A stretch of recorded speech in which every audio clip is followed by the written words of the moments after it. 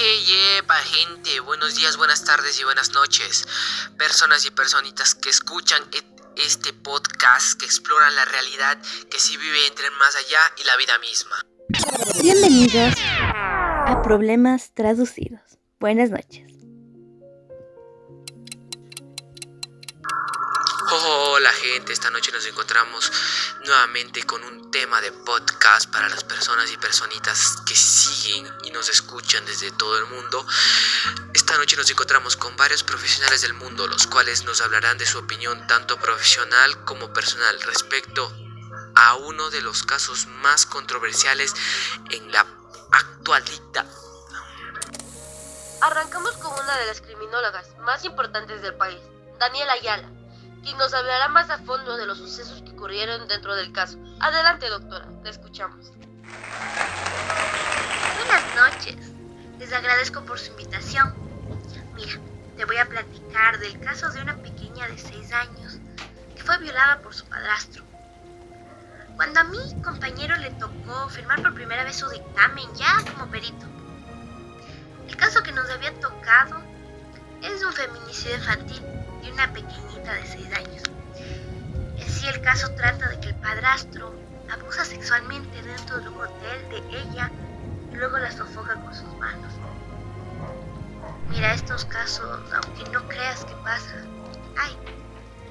Y realmente son cosas que muchas veces no sabemos o no pasan en las noticias. Te voy a contar desde un principio qué fue lo que pasó. Primero, este hombre había sido un policía judicial entre 2010 y 2012. Lo corrieron de la corporación porque él asaltaba con una pistola de carga. Entonces, ya desde ahí puedes ver qué tipo de persona era. Luego de un tiempo, él empieza una relación sentimental con una mujer.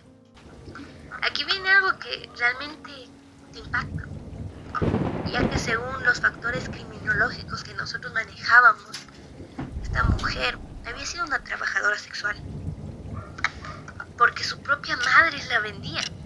Imagínate, esta mujer crece violación tras violación tras violación, y encima, solo para calmar el dolor, se vuelve adicta a las sustancias ilícitas. Da luz a 5 hijos, de los cuales fallecen 2 por consecuencias de sus acciones. Y uno de estos es la niña. Uno de estos hijos que ella tiene es la niña pequeña de 6 años. Bueno, esta mujer iba a todo lado con su niña, ¿no? Y justo ahí conoce a este ex policía judicial que ya había estado en la cárcel. Entonces ya era medio mañoso. Él empieza a manipularla y le dice: ¿sabes qué? Vamos a festejar el cumpleaños de la niña, le vamos a comprar una pizza. Una niña de escasos recursos que nada más ha visto la pizza en televisión se va a poner feliz. La niña estaba súper contenta. Entonces este tipo lleva la cocaína, solvente, bebidas alcohólicas y aparte compra la pizza. Junto a la madre se droga. Y mientras que la niña está feliz comiendo una pizza, viendo una película completamente ajena a lo que estos dos hacen. Si mal no recuerdo, el solvente es una droga que es depresor. Por eso los que lo utilizan constantemente andan así como alertagados.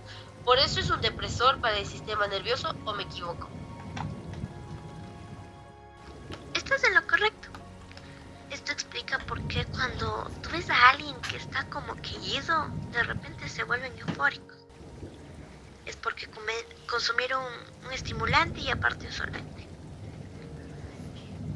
Bueno, pues este tipo cuando está con la cocaína está bien estimulado y empieza a excitarse porque ve a la niña.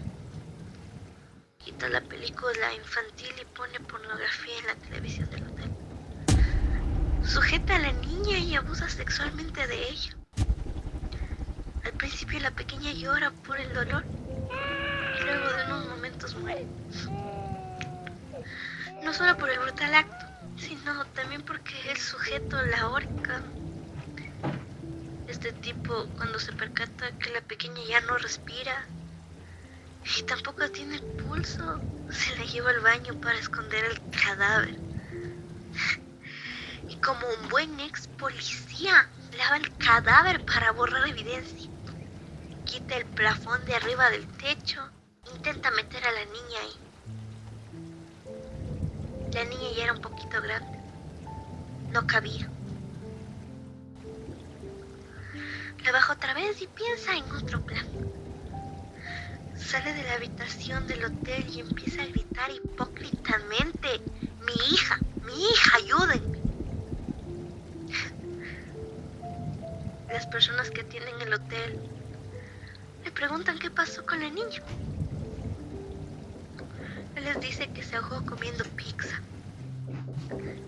El señor del hotel se percata de la desnudez de la menor y el cuerpo mojado, la sangre en sus partes íntimas. El señor audazmente llama a la ambulancia y termina la policía.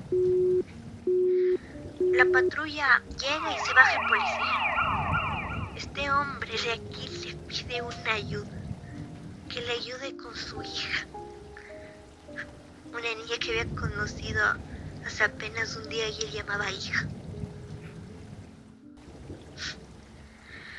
El policía se niega y empieza a investigar.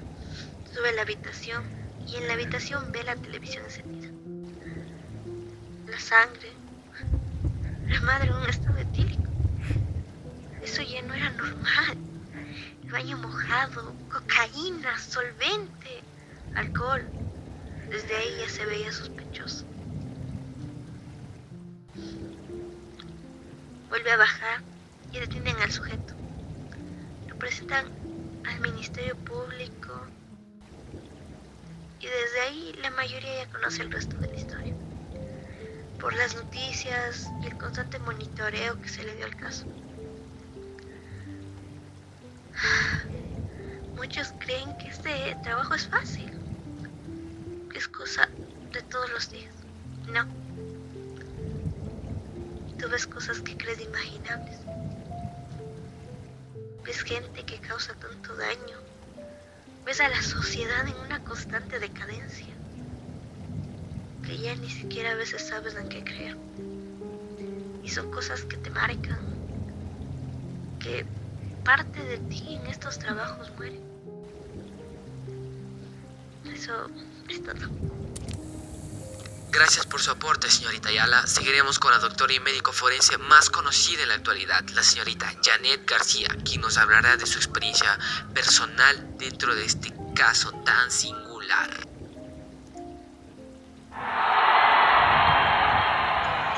Como les comentó los sucesos del caso, yo les voy a hablar directamente de la experiencia que yo tuve que pasar.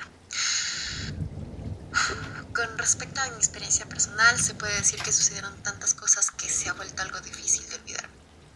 Este caso dejó una gran marca en mí. A mí me toca su expediente para realizarle la autopsia.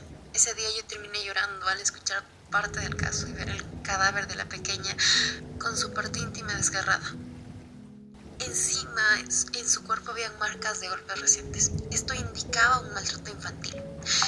Y en sí ya se podía observar a leguas la probable causa de muerte, que fue una sofocación y violencia a la hora de claramente violarla, lo que provocó desgarros que desangraron a la menor. Al salir ya de mi espacio de trabajo me dirigí hacia mi auto. Yo ya tenía plasmada la imagen de la pequeña y fue cuando me fijé que en las ventanas polarizadas de mi auto, justamente en la parte del piloto, yacían marcas de manos pertenecientes a un infante. Entonces, luego de eso sí me alarmé, pero preferí no preocuparme porque había muchas explicaciones lógicas para ese suceso. Luego de ello, a la menor se le realizó la autopsia respectiva y se le presentó el caso a la corte. Bueno, entonces luego de la autopsia, ¿tu trabajo termina ahí o se termina luego del proceso legal? Mira, mi trabajo termina luego del proceso legal. Por ende, siempre me mantengo en la corte. Fíjate que justamente cuando me fui a la primera audiencia para este tipo, que ya estaba consignado a la cárcel de Latacunga, un día antes del juicio, otra vez aparecieron las manitas.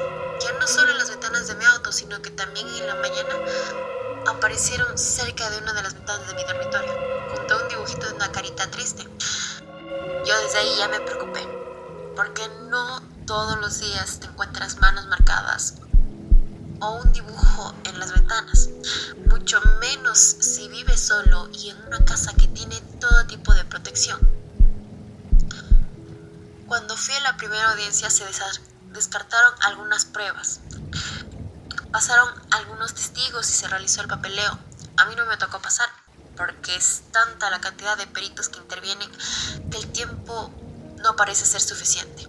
El ministerio nos dio 2 meses para que prosiga el caso, y en esos momentos es donde sientes esa impotencia de no poder hacer nada relativamente.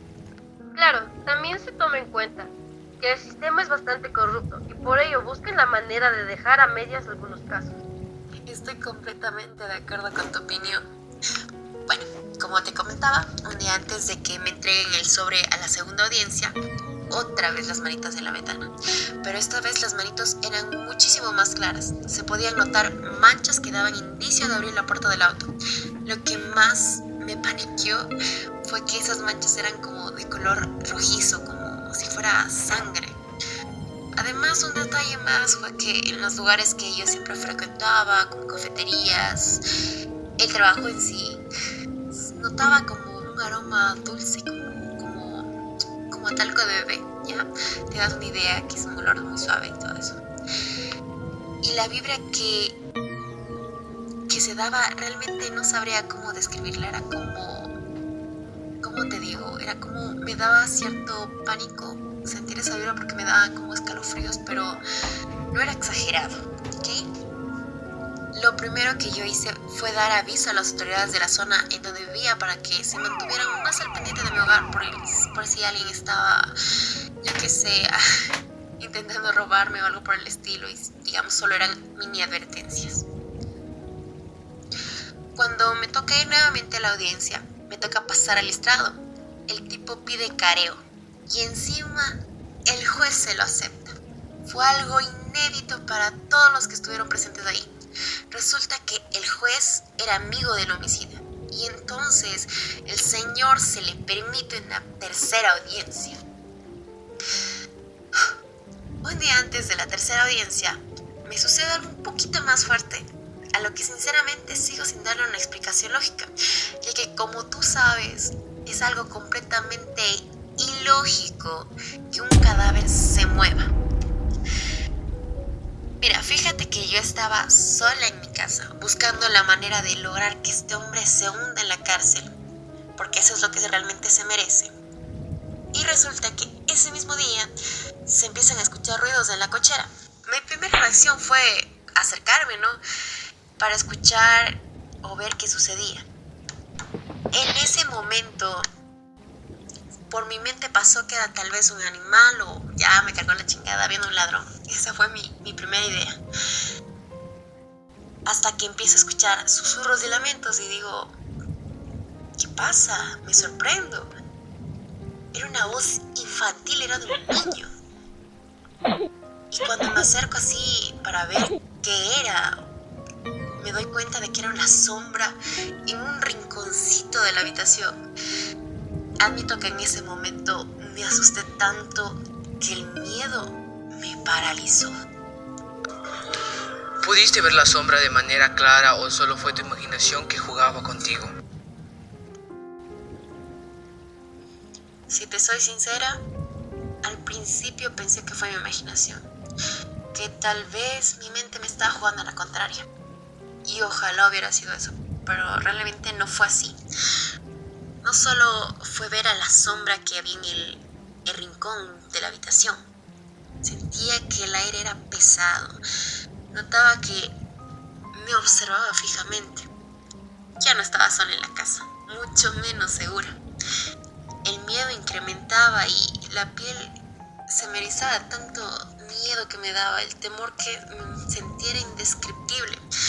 la desesperación entre no saber si avanzar o huir despavorida.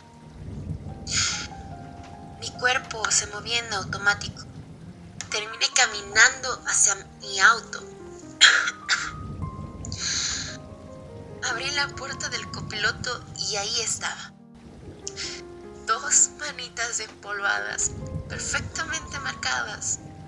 Pero lo que más me impactó fue que en la mitad de ambas manos había una carita. Por los rasgos pude reconocer fácilmente que era el rostro de la pequeña de 6 años. No podía creer lo que veía. Y mi mente trató de conectar puntos, pero sí ya era difícil de creer que hubiera un niño dentro de mi casa, porque en primera ni siquiera era fácil ingresar sin llaves al interior de ella. Lo peor de todo es que mi cuerpo no me respondía. Te juro que se me fue el alma cuando sentí como algo cerca mío se empezó a mover. Y luego la pequeña sombrita se acercó a mí y con cuidado me dio un abrazo. Me regaló una sonrisa, pero fue ahí cuando me fijé bien en ella. Era la niña, estaba ahí, frente a mí, pero sus ojos eran completamente negros. Su rostro estaba demacrado, tenía unas grandes ojeras y de su boca brotaba un río de sangre. Manchó mi ropa y el olor que emanaba era putrefacto. La sensación de mi cuerpo en ese momento era horrible. Sentía que todo en mi cuerpo y mi mente colapsaría de tanto miedo, ansiedad, terror, todo lo que me provocaba. Fue ahí donde recién mi cuerpo me respondió. No lo pensé 2 veces y antes de correr fuera de la casa. Esto ya no era un simple trabajo. El caso o incluso la audiencia. Realmente no sabía a qué me enfrentaba. Ni siquiera sabía si lo que veía era real o estaba cayendo en medio de horribles alucinaciones. ¿Usted volvió luego de ese evento a su casa? Sí, de hecho yo regresé por la noche al siguiente día, ya que yo por la mañana seguía relativamente asustada y temía quedarme sola en ese momento. Así que preferí quedarme en la casa de mi compañera Daniela Ayala. Ella me calmó y me dijo que lo mejor era ir a una iglesia, porque ahí probablemente podría encontrar a alguien que me ayude. Quiero recalcar que la señorita Ayala es una mujer muy religiosa. Yo en general respeto sus creencias, pero me considero una persona atea. En ese momento yo realmente no lo tomé en cuenta. Yo preferí irme temprano hacia la audiencia y regresar temprano a mi hogar. Tal vez lo de ayer había sido un ataque de pánico y por ello me había jugado mal mi imaginación y mi mente. Al llegar a mi casa ya era muy tarde y aún no lograba ingresar a mi hogar. Aún así me sentía completamente observada, como si alguien estuviera dentro de mi casa. Al entrar, ingresé directamente a la sala y en ella vi una copia de unos documentos que había en la audiencia. Relativamente no le tomé importancia porque pensé que tal vez los había dejado ahí el día de ayer cuando estaba buscando la manera de hacer justicia. Luego de ello escuché un ruido en la cocina y mi primer pensamiento fue que alguien había entrado en la casa. Yo me acerqué a una de las mesitas y saqué de uno de los cajones una arma. Me acerqué haciendo el mayor silencio que pude y justo cuando iba a entrar escuché pasos rápidos detrás míos. Se dirigían al segundo piso y ahí ya me asusté.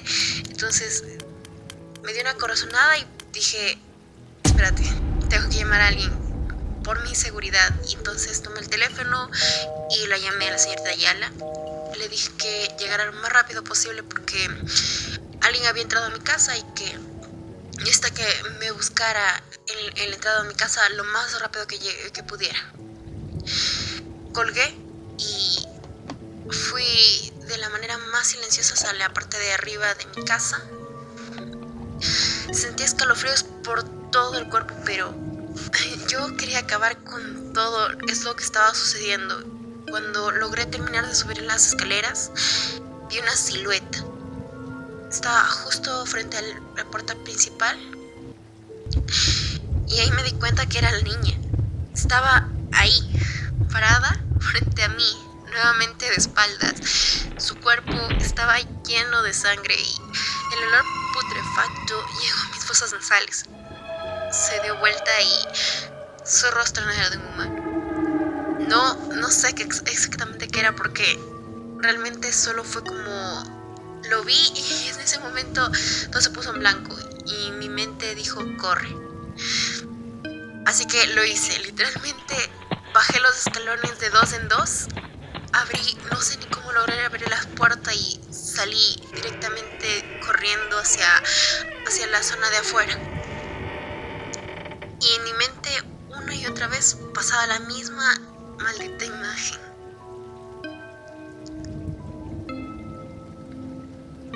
Tuvo suerte de no tropezar en ningún momento con nada. Solo recuerdo que me gritó que me subiera al auto. Se subió temblando, pálida. Empezó a tartamudear las cosas, no lograba entenderla. De pronto, en el momento menos pensado, se desmayó. Se desplomó en el auto. Yo no sabía qué hacer. Lo único que se me ocurrió fue arrancar el auto y llevarla a la iglesia más cercana. Y ahí fue cuando nos recibió el Padre Santana.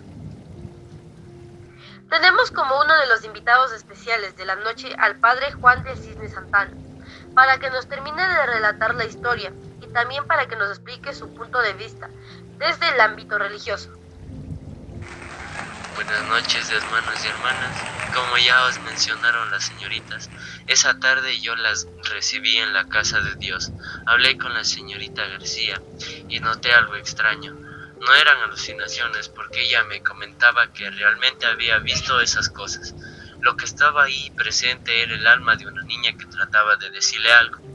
Cuando llegué a su hogar sentí un ambiente pesado. Al ingresar a la casa me di cuenta de que existía una presencia, pero no era una presencia que quería hacerle daño, más bien buscaba indicarle algo. Desde mi punto de vista considero que esto es más real de lo que creemos.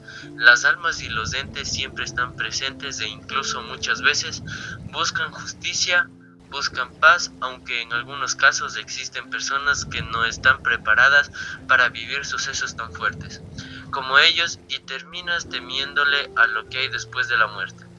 Como bien nos dice la Biblia, Dios da sus batallas más fuertes a sus mejores guerreros. Considero que la señorita García debió acudir antes a la iglesia para evitar todos los inconvenientes que tuvo. Eso realmente pudo haberle ahorrado todo su sufrimiento, ansiedad, etc. Pero ella no debe ver todo esto como un obstáculo, ni el dolor ni el sufrimiento pueden corromper a las almas buenas. Ella ayudó y lo hizo de la mejor manera, de la mano de la justicia y la verdad.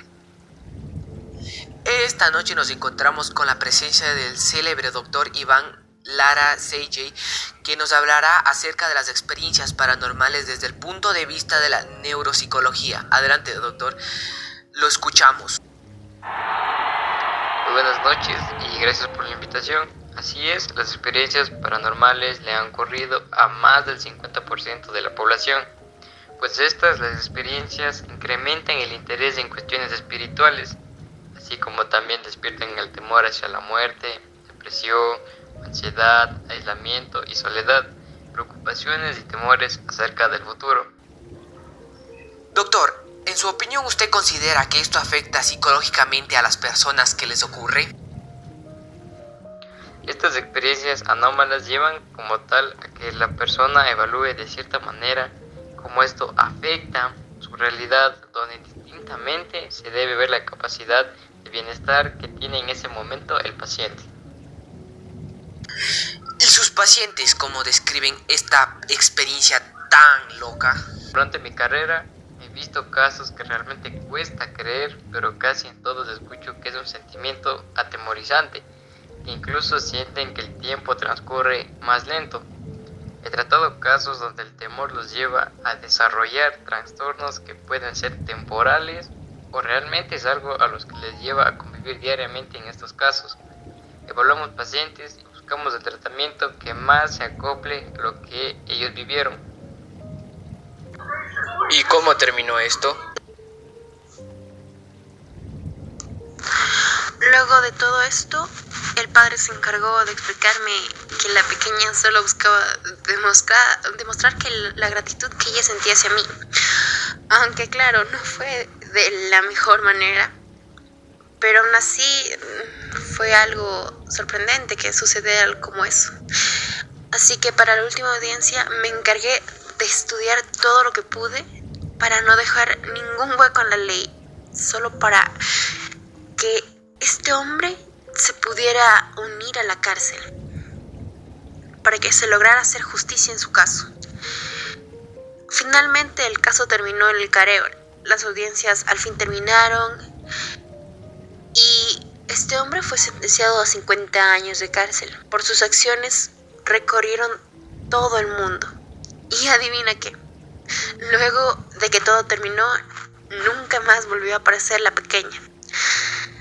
Solo en las ventanas generalmente siempre aparece una carita feliz, muy de vez en cuando, y estoy realmente feliz con ella, no es algo que me incomode. Gracias a esto también me he vinculado muchísimo con los casos de feminicidios. ¿Qué te dejó a ti esta experiencia? Mira, a mí me dejó una marca que nunca podría borrar, y si la pudiera borrar realmente no lo haría. Suelen decir que lo que tú escoges es tu razón de vivir, y es verdad. Esto se queda contigo de por vida y una parte de ti muere, pero otra parte surge, y al surgir te da ganas de seguir luchando, de seguir en pie y tal vez ser la diferencia aunque nadie vea lo que tú haces o quién eres. Eso ha sido todo por hoy. Muchas gracias a todos por su presencia en esta noche y por contarnos tu experiencia u opinión profesional. Eso fue todo, queridos oyentes. Aquí termina un capítulo más de sus problemas. ¡Chao! Esto fue un capítulo más de Problemas Traducidos. No lo olvides, el cambio está entre la brecha entre el bien y el mal. Solo tienes que prestar atención y lo verás. Este podcast contó con la participación de la señorita Dayana Bermeo, Melanie Tamayo, María del Cisne Rivera, Cristian Lucero, Kevin Vergara y Santiago Lazo. Muchísimas gracias, esto ha sido todo. Cuídense, nos veremos en una próxima emisión.